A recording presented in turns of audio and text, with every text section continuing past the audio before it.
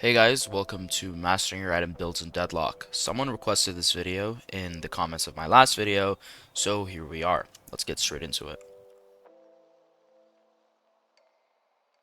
Okay, I just want to talk about format quickly. In this video, I'm going to cover universal, situational, and active items only. I'm not going to cover every item in the game, because every character would need their own video if I was to do that. For the actual formatting of the video, what I'm going to do is I'm going to take every item, I'm going to explain it in the sandbox briefly, I'll show what it does, and then I'll cut to a real-world example of me actually buying that item in a game. Let's go. Alright, so the first item we're going to explain is Healing Rite. Healing Rite is the cheapest lane sustain item at $500, and it's available to obviously every character in the game, and I would say it's not a bad purchase, regardless of what character you play. What it does in essence is it heals you a certain amount of HP. It can be used on teammates as well. It can be self-cast, but it heals you a certain amount of HP. But the problem with it is that if you get hit by anyone, if you get shot by an enemy or hit by an enemy tower, it will cancel. It does not, however, cancel if you get hit by minions or if you get hit by monsters. So you can pop it and go farm the jungle. Alright, so here's a real world example of me buying Healing Rite. You'll notice I'm pretty low here. I just finished a trade and I have $1,100. I go right over to the shop, buy Healing Rite and Headshot Booster, and head back to the lane. It's important to notice here that my zipline boost is on cooldown. Otherwise, I would not actually be buying Healing Rite here. It is usually more valid to use your zipline boost to go back when you have it up, but in situations that you don't have it up, it's definitely worth buying Healing Rite so that you don't waste the time. In general, with zipline boost, you miss about 1 or 2 minions, and if you don't have zipline boost, you're going to miss a lot more than that, so it's Healing Rite, it's zipline boost first, then Healing Rite, then if you absolutely have to recall or you're going to die, then obviously you do that. Now using Healing Rite as well, I'll heal to high HP, and then I'm going to look for an engage right after it. And I end up getting a kill. Alright, so the next item I want to explain is called Reactive Barrier. Reactive Barrier in essence deploys a shield whenever you're CC'd of any kind, like stunned or immobilized, and it's particularly good in lanes where you're against characters like Bebop, Haze, or Dynamo maybe, who have a lot of hard, strong CC. As well as Wraith, it's really good against her too. You want to buy this in situations where you are bound to get CC'd by the enemy on their engage.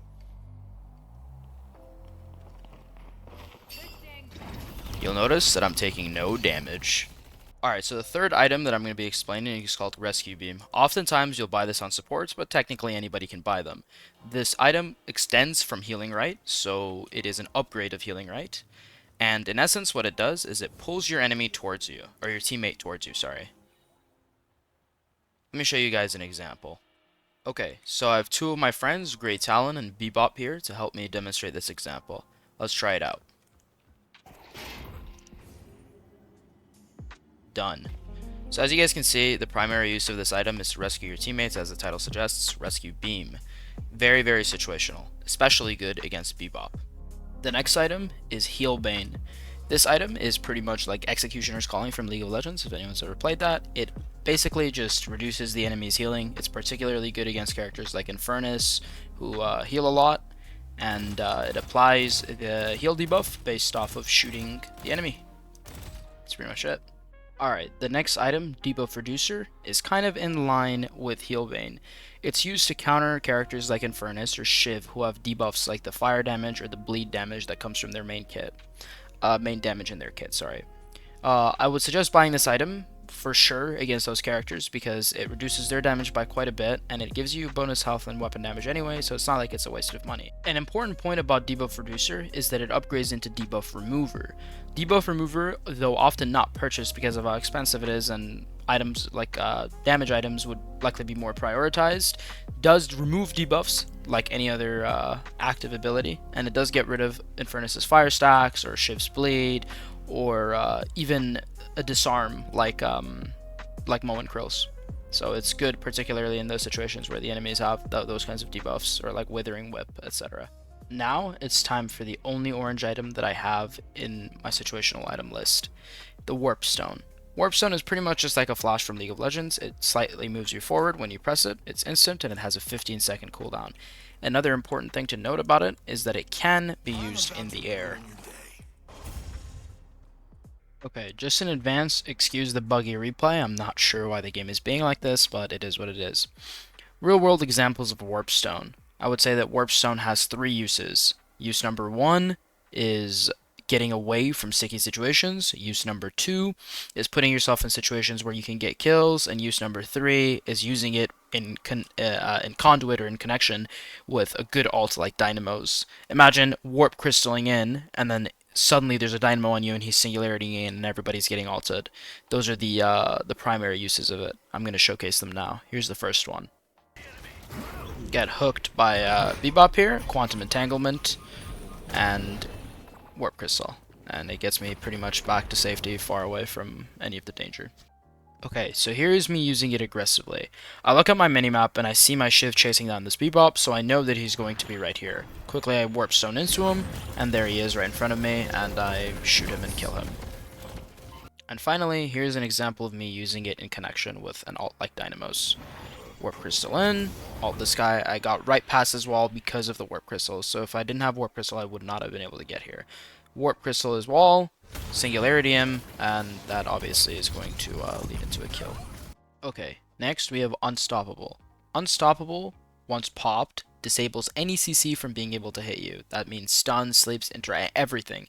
It stops everything from being able to hit you. It's particularly good on characters like Haze, where her ult can be stopped by pretty much any stun in the game.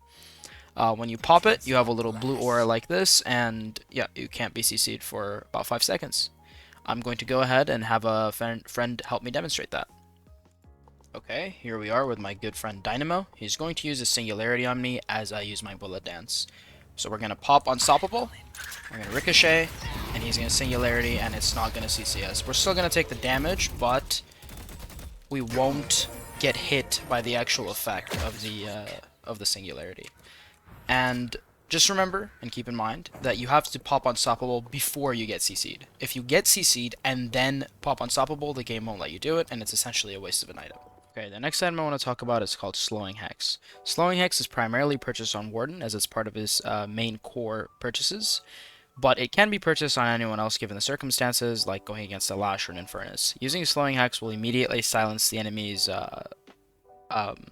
movement-based abilities, and it will stop them from moving around so fast, so to speak. It's really good on Warden, like I said, because it goes really well in synergy with his little move that traps the person if they can't get out of a certain range fast enough. Here's me as Warden, using the Slowing Hex and my Binding Word in Cohesion. Go ahead and Slowing Hex him, Binding Word, and you'll see that he's too slow to even get out of that at all, and it ends up being a free kill. Alright, so the last item I want to talk about in my list is Curse. Curse is a big purchase, but it is the exact opposite of Unstoppable. What it does in essence is it completely disables the person from doing anything. They can't attack, they can't use abilities, and they're pretty much a sitting duck. Obviously they can still run around and roll away, but that's pretty much all they can do. I will show an example of where it's been used against me because I personally have never bought it. It is very situational. Oh man, I got fucking cursed, bro. This guy bought curse from me. Okay guys, that was it for all of the items that I wanted to display. Now, a few things that I want to address going into my next video is that I really enjoy making these videos, and I'm really enjoying Deadlock as a game so far, and coming from a game like Valorant and League of Legends where I've tried my heart out in those games, and seeing a game that kind of meshes the two, where I feel like this is the kind of game that I really belong to, it makes me feel excited to make videos, and I would love to make any videos. If you guys have any suggestions, please let me know. I'd make any kind of guide. For the future, I have these two guides planned that are on the screen now, and yeah, I'll work on those, upload them, and we'll go from there. Thank you guys for the support on my last video. I really do appreciate it. It's my first time actually making a YouTube video that gets over like 1,000 views, and it feels pretty good. It feels pretty great. Yeah, thank you guys for watching. I hope you stick around for my next guide as well. Peace.